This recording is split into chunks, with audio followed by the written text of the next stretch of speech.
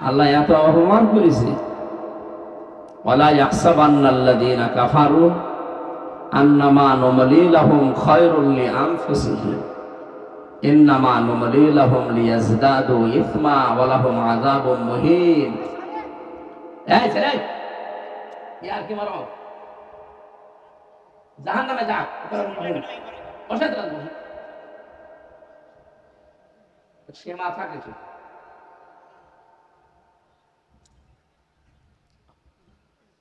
সূরা আলে ইমরানের 178 নম্বর আয়াতে এটা আছে। আল্লাহ তাআলা জানিয়েছেন, কাফেররা মনে করে, যারা অবিশ্বাসী, যে আল্লাহ আমাদেরকে ক্ষমতা, পাওয়ার, টাকা পয়সা, অর্থ সম্পদ, প্রভাব, প্রতিপত্তি যা দিয়েছে এগুলো আমাদের ভালোবেসে আমাদের কল্যাণের জন্য দিয়েছে। আল্লাহ বলেন, না, এগুলো কেন দিলাম জানো? এদের পাপের বোঝা যেন পরিপূর্ণ হয়ে যায়। কথা বলে না, নয়তো বাস্তবতায় দেখেন, ফালাম্মা নাসু মা যুকিরু বিহি ফাতাহনা আলাইহিম আবওয়াবা কুল্লি শাইইন। সূরা আনাম 44 নম্বর। আল্লাহর ঘোষণা যখন মানুষ ভুলে যায়, তখন তাদের নিয়ামত আল্লাহ বাড়িয়ে দেয়। শান্তির যত দরজা, বাবের বহু বচন, আবওয়াব সব খুলে দিয়েছে। এই আয়াতটা আমি 2024 সালের 5 আগস্টের সাথে মিলিয়েছি। দেখলাম, হ্যাঁ, একেবারে খাপের খাপ মিলে যাচ্ছে। আল্লাহ পাক বলেন, যখন তারা আমার নিয়ম নীতি, আমার আদেশ কানুন ভুলে গেল, তখন আমি তাদের শান্তির যত দরজা খুলে দিলাম। আপনি তাকান, 2006 সালের এই অক্টোবর মাসের 28 তারিখে লঘি বৈঠা যিনি ঢাকায় নিয়ে যেতে বলেছিলেন, উনি যদিও এখন পালিয়েছে, ওই মহিলার কথা মতো সারা দেশ থেকে তাদের তথাকথিত নেতা কর্মীরা ঢাকার বুকে জসিম ভাইয়ের মতো মানুষকে পিটিয়ে, জীবিত মানুষকে পিটিয়ে হত্যা করে লাশের উপরে ড্যান্স দিয়েছে। এই দৃশ্য দেখার পরে আমি মনে করেছিলাম, না, এইরকম কোন মানুষকে পৃথিবীতে আল্লাহ শান্তিতে রাখবে, এটা আমার বিশ্বাস হয়। বাস্তবে দেখলাম 2 বছর পরে ঠিক আল্লাহ তাদেরকেই শান্তি দিয়ে দেবে। ক্ষমতা, পাওয়ার, প্রভাব, প্রতিপত্তি, টাকা পয়সা, মারিং কাটিং যা বলেন সব আল্লাহ তাদেরকে দিয়েছে। কয় বছরের ব্যবধান? মাত্র 2 বছর।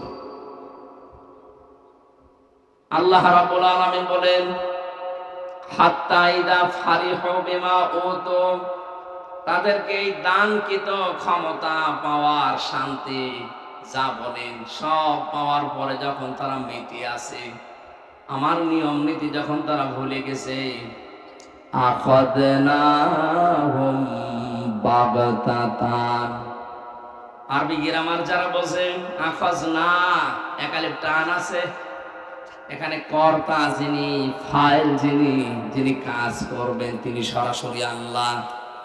আল্লাহ পাক বলেন, আমি নিজে তখন তাদেরকে ধরলাম বাগতাতান, আকস্মিক ভাবে। ফাইদা হুম মুবলিসুন, ওরা দিশেহারা হয়ে গেল। এটা বাস্তবে এবার মিলাবেন 2006 সালের অক্টোবরের 28 তারিখের পরে যখন এই দৃশ্য দেখেছি। আমার যতটুকু জীবনে লেখাপড়া আছে, আমি তো কোনোদিন কোনো কিতাবে এটা পড়িনি যে মানুষ মারার পরে তার লাশের উপরে পৃথিবীতে কেউ ড্যান্স দিয়েছে। আমি তো পড়ি নাই, কোনোদিন কারো মুখে শুনিও নাই, কিন্তু ওই দিন দেখলাম। এই সিরাজগঞ্জ থেকে ওই বছরের পরে আমি একবার কুষ্টিয়ায় যাচ্ছিলাম বাসে করে। বাসের ড্রাইভারের পেছনে বসে আছি, মাঝখানে দেখলাম একটা কুকুর পড়ে মরে আছে। ড্রাইভার উপর দিয়ে না দিয়ে বাম দিয়ে চালিয়ে দিল। স্বাভাবিক ভাবে গাড়ি না গিয়ে বাম দিয়ে যখন গেছে, গাড়ি কেঁপে উঠেছে। ড্রাইভারকে বলা, আপনি কি করলেন? ড্রাইভার আমার বলছে, হুজুর দেখছেন না একটা কুকুর পড়ে আছে। আমার মতো মরা কুকুর। আমার বলছে, মরা পাই কি? ডবল করে আমি আবার মারবো? মরা জিনিস আমার বিবেক নেই? মরা জিনিস আবার ডবল করে কি 14 বার মারলে সমস্যা কি? ড্রাইভার আমার দিকে ঘুরে বলছে, হুজুর আপনি কি আসলেই হুজুর? আপনি কেমন হুজুর? আপনি দেখেন যে একটা মরা কুকুর পড়ে আছে, এত বড় নিকৃষ্ট জীব পড়ে মরিয়ে আছে, তার উপর দিয়ে আপনার বিবেকে বাধা দিচ্ছে না যে না, ডবল করে আমি মরা জিনিস আর মারবো না। অথচ এই পৃথিবীতে, এই বাংলাদেশে আমরা দেখলাম জীবিত মানুষকে হত্যা করার পরে আশরাফুল মাখলুকাত, সৃষ্টির সেরা জীব, তার লাশের উপরে ড্যান্স দিয়েছে, এরকম মানুষ এদেশে ছিল। ওদেরকে আপনি মানুষ বলতে পারেন? বলেন, এগুলো জানোয়ারের চাইতে খারাপ। কিন্তু আল্লাহ ঠিক 9 সালে ওদের হাতে দিয়ে দিল। মনে করলাম যা যাই হোক আর টিকবে না, 13 সালের পরে দেখলাম না, আবার আল্লাহ টিকিয়ে দিল, যেভাবেই হোক। এরপরে মনে করেছিলাম না টেকার কথা, না দেখলাম না ঠিক, আবার 18 সালের পরে আবার টিকে গেল, সে যেভাবেই হোক। মনে মনে করলাম না আল্লাহ মনে হয় এবার আর ছাড়বে না, তারপরও দেখছি না টিকে গেল। আল্লাহ পাক বলেন, যখন ওরা ওদের দানকৃত বস্তু পেয়ে আনন্দে আছে, তখন ঠিক আমি এমন ভাবে ধরেছি যারা দিশে হারা হয়ে গেছে, কোল কিনারা পায়নি। দেখেন তো 15.5 বছরে কত চেষ্টা করেছে বাংলাদেশের এত বড় দল বিএনপি জামাত, এত চেষ্টা করার পর কিচ্ছু করতে পারেনি। অত ছাত্র ছাত্রী জীবনে যাদের কোনোদিন আশাও করা যায় না, খালি হাতে, আমার মনে হয় আল্লাহ পাক ঠিক ওই দিন 5 তারিখে আবাবিল পাঠিয়েছিল। তাছাড়া সম্ভব। আনামের 44 নাম্বার আয়াত তো তাই বলছে, আমি ধরেছি বাগদাতান, আকস্মিক ভাবে দুপুরের খাবার খাবে সে সময় পাইনি।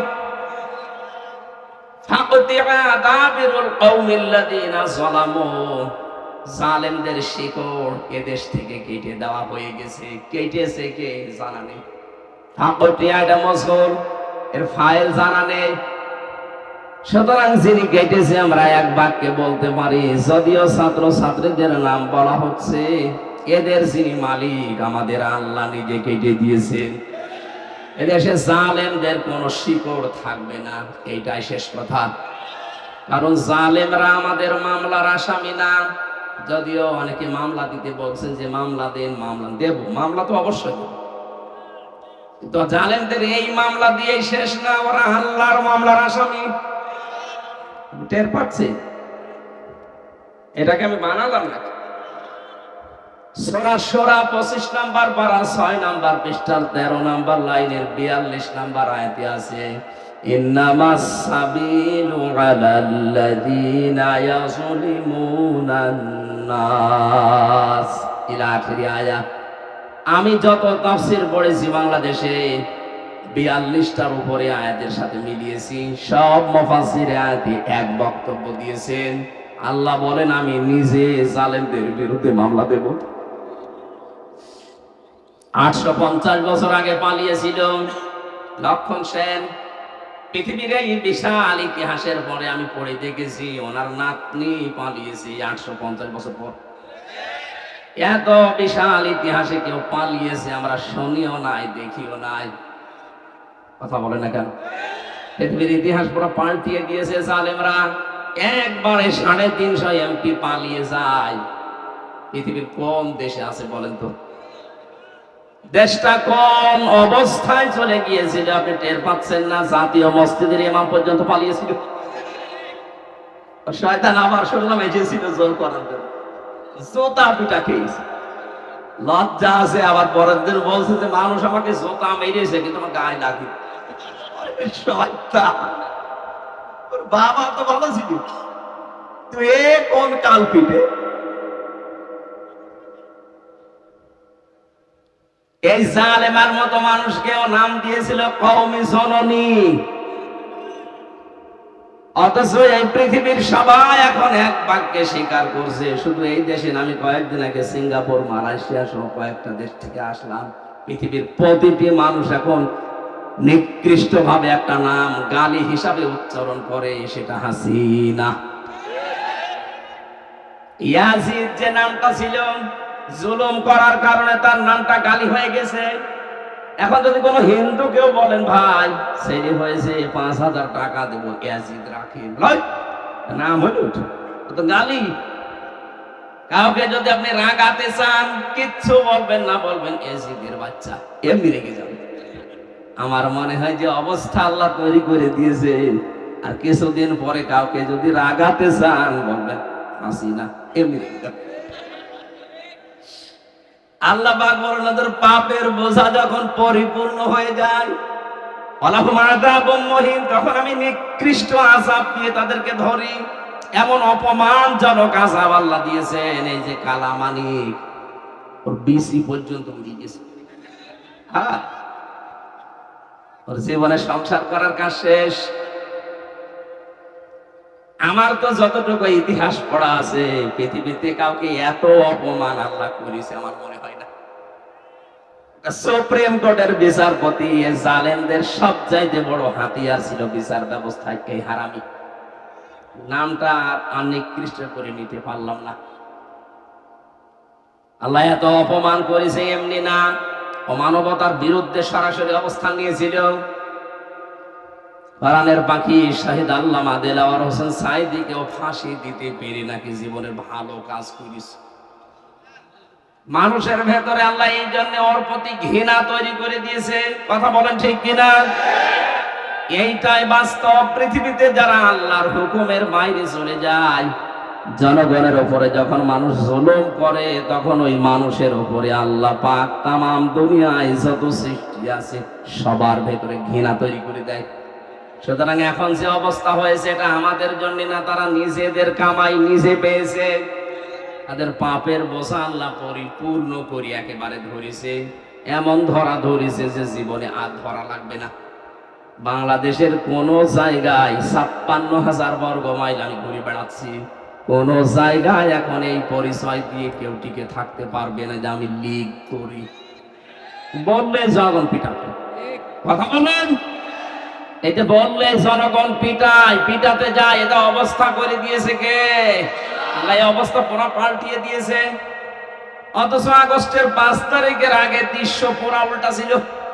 কথা বলে না কেন? তাহলে এইটাকে আমরাই করেছি না আল্লাহ? ১৫০০ বছর আগে সূরা আনামের ৪৪-৪৫ নাম্বার আয়াতটা মিলে গিয়েছে। সুতরাং এই অবস্থা যিনি আমাদেরকে দিলেন, উন্মুক্ত পরিবেশ, তার দরবারে বলেন আলহামদুলিল্লাহ। আমি যে আয়াত সূরা শুরার ২৫-৪২ নাম্বার আয়াতের প্রথম অংশ বললাম যে জালেমরা আল্লাহর মামলার আসামি। হাসিনা সহ এদেশে ১৬২৮টা চেয়ারে যারা ছিল প্রত্যেকেই জালেম। এই কথা বলা লাগবে। এরা যে জালেম, কাউকে ফতোয়া দেওয়া লাগবে? সবাই একমত এই দেশে যে এরা জালেম ছিল। আমি নিজে তো দেখেছি, আমার বাড়ি থেকে ধরে নিয়ে গেল, কিচ্ছু জানি না। অথচ পরের দিন ওনারা পেপারে দিয়েছে যে ওনারা চোরহাঁস থেকে ধরছে। ওখানে নিয়ে যাওয়ার পরে যা করেছিল, আমি বহু জায়গায় শিক্ষার জন্য বলেছি, মানুষ এত খারাপ হতে পারে, এত নিচে নামতে পারে। এই জালেম এবং এই জালেমদের দোসররা এত নিচে নেমেছিল। আল্লাহ রাব্বুল আলামিন হাজার হাজার মানুষের, মজলুম মানুষের এই বরদোয়ার কারণে, শব্দের কারণে, দীর্ঘ শ্বাস ফেলার কারণে এটা সরাসরি কবুল করে নিয়েছে। কারণ ইত্তাকি দাওয়াতাল মাজলুম ফাইন্নাহা লাইসা বাইনাহু ওয়া বাইনাল্লাহি হিজাব। নবীজি বলেন, পৃথিবীর উম্মতেরা যাই করো, মজলুমের বরদোয়া থেকে বেঁচে থাকবা। কারণ তাদের এই মুখের শব্দ আর আল্লাহর আরশের ভেতরে কোনো পার্থক্য নেই, একবারে সরাসরি পৌঁছিয়ে যায়। ওরা যেহেতু তোয়াক্কা করে নাই, সরাসরি হাজারো মজলুমের আর্তনাদ পৌঁছিয়েছে আরশে। আল্লাহ পাক নিজে সরাসরি ধরেছে। এই জালেমরা যেন আর এই দেশে যারা আল্লাহর মামলার আসামি, এরা যেন আমাদের এই সবুজ ভূখণ্ডে আর ঢুকতে না পারে। এই জন্য জালেমদের, ছোট জালেম হোক বড় জালেম হোক, যারা আছে জুলুম করেছে, এদের তালিকা করে করে মোড়ে মোড়ে টাঙিয়ে দেবে। কোন জালেম কিয়ামতের আগে যেন এই দেশে আর ঢুকতে না পারে, দাঁড়াতে না পারে। এক কথা বলে না কেন? যারা আল্লাহর মামলার আসামি, তারা এই দেশে থাকবে কি করে? তারা থাকলে দেশে গজব নাজিল হবে। যাদের কারণে গজব নাজিল হয়, এরকম মানুষকে আমরা এই দেশে রাখতে চাই। ওয়াম্মা মান খাফফাত মাওয়াজিনুহু ফাউম্মুহু হাবিয়া। কোরআনে কারিমে আল্লাহ দিয়েছে, কিয়ামতে যাদের পাপের বোঝা বেশি হয়ে যাবে, যাদের নেকির পাল্লা হালকা হয়ে যাবে, এই মানুষগুলোকে তাদের মায়ের কাছে পাঠানো হবে। এখানে মা বলতে আল্লাহ কোরআনে কারিমে যেটা দিয়েছে, হাবিয়া, জাহান্নামের নাম। জাহান্নাম দিলেন, অথচ মায়ের নাম দিলেন। কারণ কি?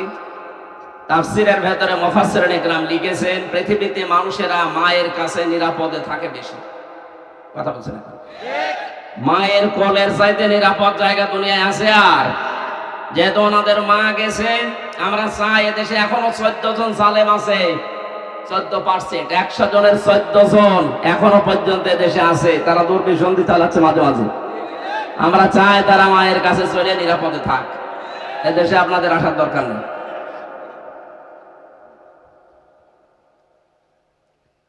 দরুদ পড়ছি, সালাম পাঠাচ্ছি নবী মুহাম্মদ রাসূলুল্লাহর উপরে, যার আদর্শ মতো চলার জন্য কোরআনে কারিমে নির্দেশ পেয়েছি বহুবার। কিন্তু 15.5 বছরে এমন একটা অবস্থা তৈরি করে দিয়েছিল, নবীর জীবনীর সম্পর্কে কথা বলারও পরিবেশ আমাদের হাতে ছিল না। ঢাকা বিশ্ববিদ্যালয়ের মতো জায়গায় এখন বিশ্ব নবীকে নিয়ে আলোচনা হচ্ছে। দুঃখজনক হলো সত্য, কয়েকদিন আগে বুয়েট বিশ্ববিদ্যালয়ে এক শিক্ষক আলামিন সিদ্দিক, এই লোকটা নবীর জীবনী সম্পর্কে আলোচনা করতে, যারা আলোচনা করতে চেয়েছে দেয়নি, বলে না এটা মুসলমানদের নবীর ব্যাপার, এটা এখানে দিলে সাম্প্রদায়িক সম্প্রীতি নষ্ট হবে। নবীজির চাইতে সাম্প্রদায়িক সম্প্রীতি বন্ধন ঠিক করার মতো মানুষ দুনিয়ায় আর কাউকে পাওয়া যাবে বলেন? সুতরাং এই যে কোলাঙ্গার একে নিয়োগ দিয়েছিল ওই জালেমারা, আমরা চাই ঢাকা বিশ্ববিদ্যালয়ের মতো উপরে এই দেশে আর কোনো প্রতিষ্ঠান আছে সেখানে যদি নবীর জীবনী আলোচনা হতে পারে? বুয়েট কাদের টাকায় চলে? এদেশের মুসলমানদের টাকায়। যেখানে আল্লাহর নবীর আদর্শ আলোচনা করা যায় না, ওই প্রতিষ্ঠান এই দেশে দরকার নেই। কথা বলেন না কেন? সুতরাং জালেমদের সময় যেগুলো নিয়োগ হয়েছে ওইগুলো অবৈধভাবে এই মুহূর্তে বাতিল করা লাগবে। ওরা ছিল অবৈধ, ওদের নিয়োগ ছাড়া তারা অবৈধ। ডক্টর মোহাম্মদ ইউনূস আসার পরে আমরা দেখতে পাচ্ছি অনেককে পাল্টানো আরম্ভ করেছে, কিন্তু এই জেলা থেকে কুষ্টিয়া, কুষ্টিয়া থেকে চুয়াডাঙ্গা না, এই বদলি আমরা চাই না। জালেমদের মোলট পাটন চাই, কারণ ফাকতিয়া আছে। ফাকতিয়া দাবিরুল কওমিল্লাযিনা যালামু, জালেমদের শিকড় কেটে দাও। কে বলছে? আরো জোরে বলেন। আহ্বান জানাবো কোরআনের নির্দেশ মতো এদেশে যে 1628টা চেয়ার ছিল, একটা চেয়ারে কোনো জালেম যেন থাকতে না পারে। বৈষম্য বিরোধী ছাত্র আন্দোলনে যারা জীবন দিয়েছে, তাদের যে 9 দফা, এই বৈষম্যের শিকার হয়ে 15.5 বছর যারা চেয়ারে বসতে পারেন নাই, তাদেরকে নিয়ে এসে বসান। কথা বলেন না কেন? সংস্কার যখন আরম্ভ হয়েছে, আমরা দেখতে পাচ্ছি 100 জনের প্রায় 65 জন অলরেডি পাল্টিয়ে গেছে, এখনো 35 জন আছে ওই উর্মির মতো। আমরা চাই এদেরকে শুধু ওএসটি করা না, এদেরকে বরখাস্ত করা না, জীবনের মতো ওদেরকে বাদ দেওয়া লাগবে। আর জালেমদের দোসর যদি কোনো জায়গায় একটু মাথা উঁচা করে, উকি চুকি মারে, কোরআনের পাখি জানিয়েছিল ওরা ইঁদুরের গর্ত পাবে না, ইঁদুরের গর্ত পাচ্ছে না। কথা বলছে না কেন?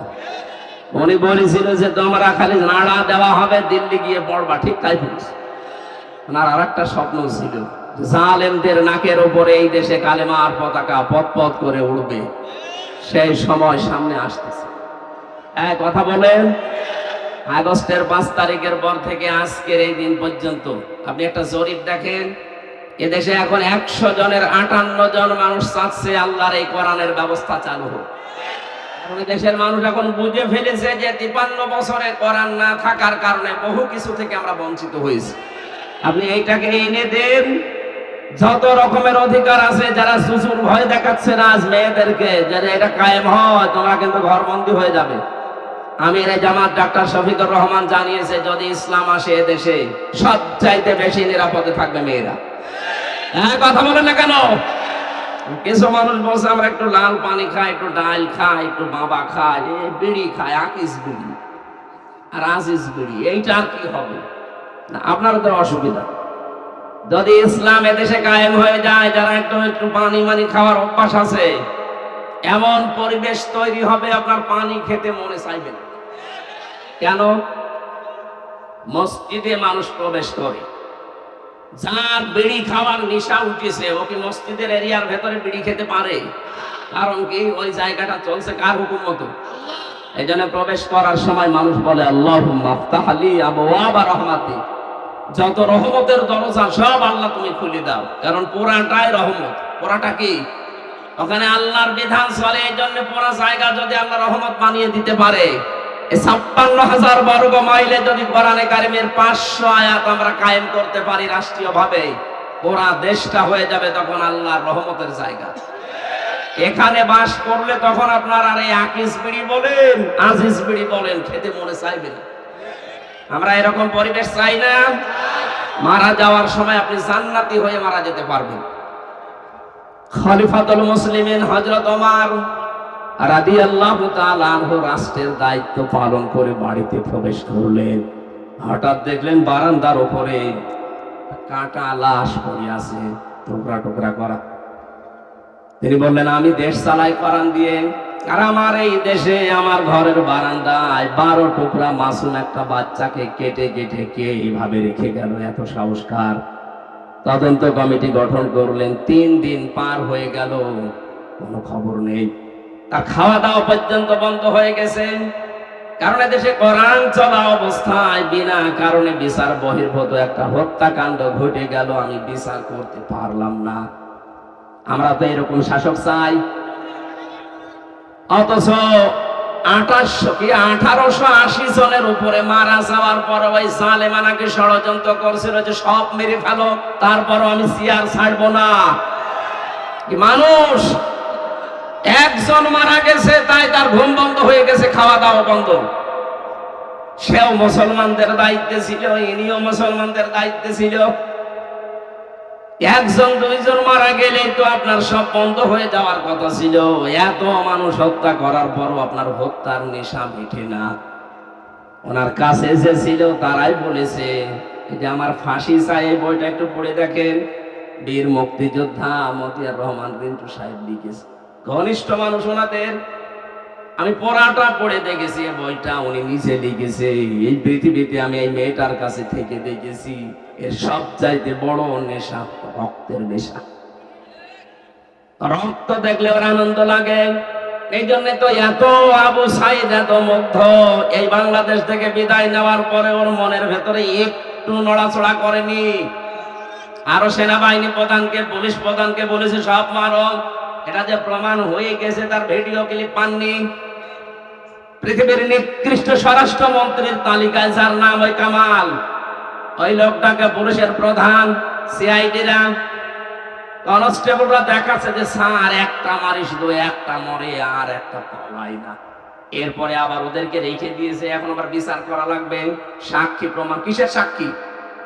আমাকে যদি বিনা সাক্ষীতে বিনা কারণে 3 বছর রাখতে পারেন, আর এরা এখন যাচ্ছে আর 2-1 দিন পরে জামিন পেয়ে যাচ্ছে।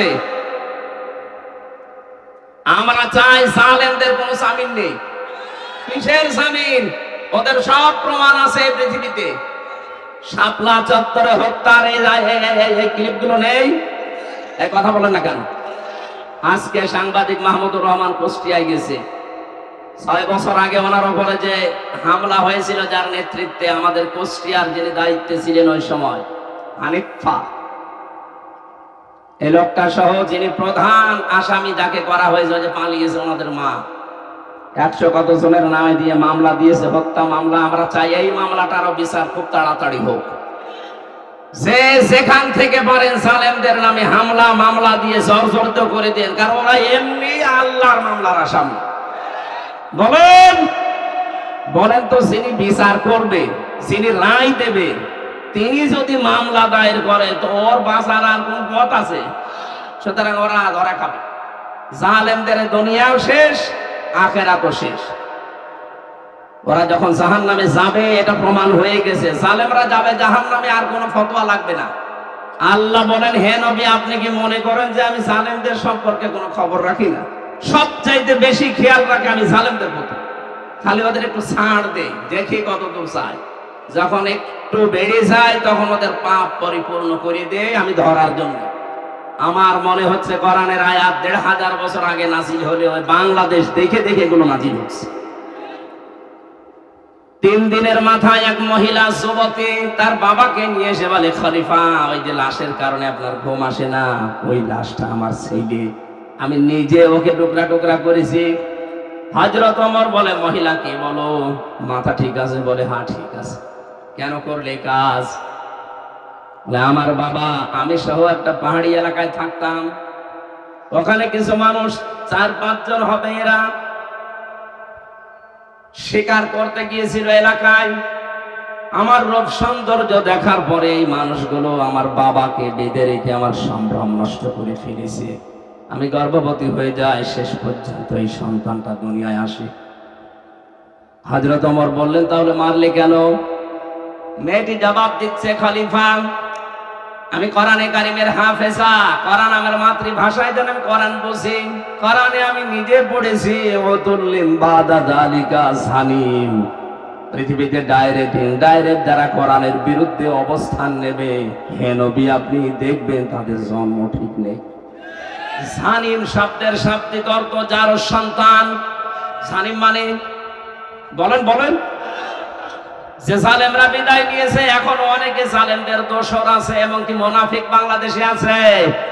এরা বাংলার বিভিন্ন প্রান্তে এখন দেখছি কোরআন বাধা দেওয়ার চেষ্টায় আছে।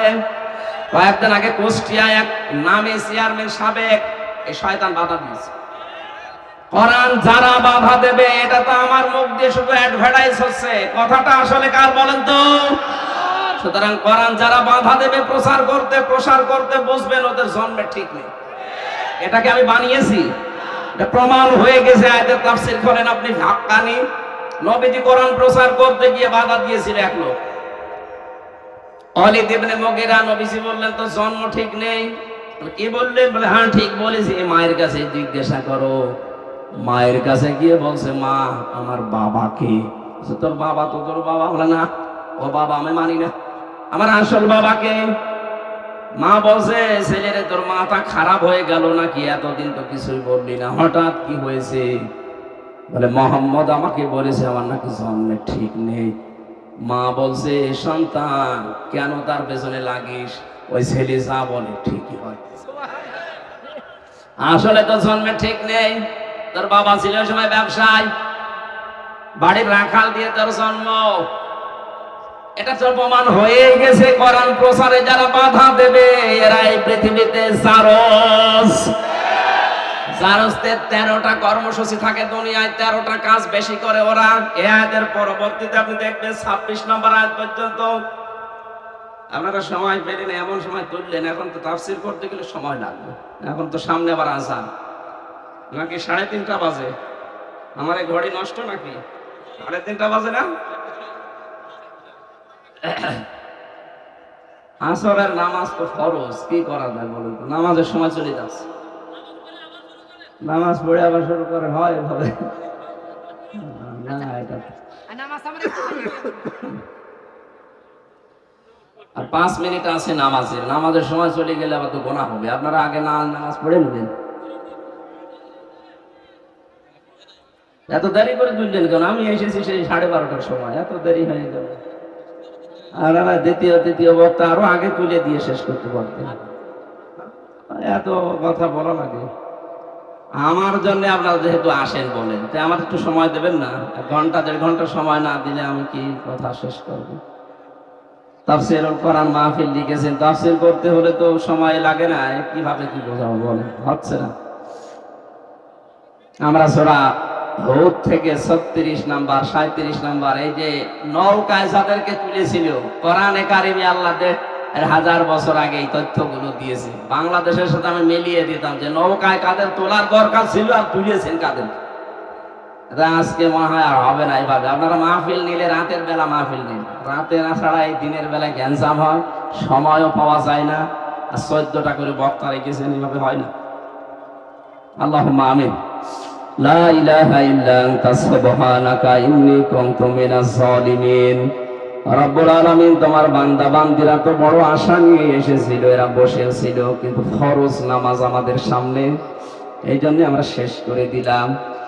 অসমাপ্ত আলোচনা, আল্লাহ আগামীতে এমন একটা পরিবেশ দাও তোমার কোরআন থেকে মন খুলে, স্থান কাল পাত্র ভেদে বাস্তবতার নিরিখে যেন কথা বলতে পারি, সেই তৌফিক দাও। মাহফিলের আয়োজন যারাই করেছি আল্লাহ তাদেরকে তুমি কবুল করো। কোরআন প্রসার হবে এই নিয়ত যাদের, রব্বুল আলামিন মেহেরবানি করে তাদের ওমরের মতো বানিয়ে দাও। আগামীতে এই অনুষ্ঠানটা কোরআনের প্রচারে আরো বিশাল করে কবুল করো। যত মানুষ এলাকায় মাটির নিচে আছে এই মানুষগুলোকে তুমি কোরআনের ইজ্জতে ক্ষমা করে দাও। রব্বুল আলামিন বড় আশা নিয়ে এরা এসেছে, একটারও যেন জীবনের অপরাধ না থাকে, সব মাফ করে বাড়ি নিয়ে যাও। সারাটা জীবন আমরা অপরাধ করে জীবনটা নষ্ট করে ফেলেছি। আল্লাহ জান্নাতে যাওয়ার জন্য যে ঈমান আমল লাগে আল্লাহ ভিক্ষা দাও আমাদের। 3টা বছর জালেমের জিন্দানখানায় থেকে আমার শরীরে বহু রোগ বাসা বেঁধেছে। আল্লাহ মুক্ত জীবনে যখন ফিরিয়েই দিয়েছো আল্লাহ আমার শরীরটা ফিরিয়ে দাও, আমার কণ্ঠটা তুমি মেহেরবানি করে ভিক্ষা দাও। আমার স্ত্রী সন্তান 2জনেই লাইফ সাপোর্টে ছিল, এখন তাদেরকে শুনলাম কেটে দিয়েছে, আল্লাহ তাদের শেফা দাও। এই কঠিন মুহূর্তেও তারা জোর করে আমাকে এখানে নিয়ে এসেছে। এত কিছু বাদ দিয়ে তোমার কোরআন প্রচারের জন্য আমরা বের হয়েছি। আল্লাহ তোমার কোরআন যেভাবে প্রচার করা দরকার ওইভাবে পরিবেশ তৈরি করে দাও। সময় না থাকার কারণে আমরা শেষ করলাম। আল্লাহ আমাদেরকে তুমি কোরআনের বুঝ দিয়ে দাও। জালেমদের মূলোৎপাটন যেভাবে করেছো কিয়ামতের আগে কোন জালেম যেন এই চেয়ারে আর বসতে না পারে। 53 বছর আমরা বহু কিছু দেখেছি, তোমার কালাম দিয়ে পৃথিবী চললে কেমন দেখা যায় এখনো দেখিনি। 56,000 বর্গ মাইল তোমার কোরআন দিয়ে চলছে, এটা দেখে মরার তৌফিক দাও। বারাকাল্লাহু লানা ওয়া লাকুম ফিল কোরআনিল আযীম। মরণ আসলেই যেন বলতে পারি লা ইলাহা ইল্লাল্লাহু মুহাম্মাদুর রাসূলুল্লাহ। কোন জায়গায় আলোচনা নিলে দ্বিতীয় তৃতীয় চতুর্থ এত বক্তা রাখার দরকার নেই।